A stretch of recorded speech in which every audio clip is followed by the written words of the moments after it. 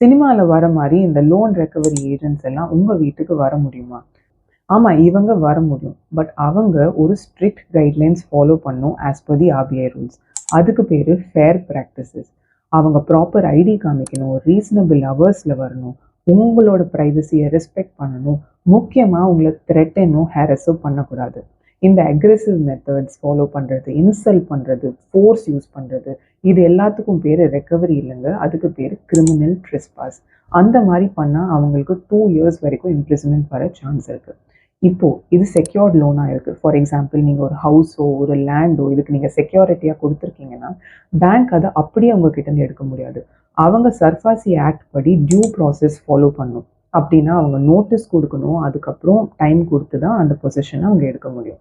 Most importantly supreme court 2007ல் என்ன கிளியராக சொன்னாங்கன்னா, கூன்ஸ் யூஸ் பண்ணக்கூடாது, மசில் பவர் யூஸ் பண்ணக்கூடாது, ரெக்கவரினா லா படி மட்டும்தான் இருக்கணும், ஃபோர்ஸ் யூஸ் பண்ணக்கூடாது.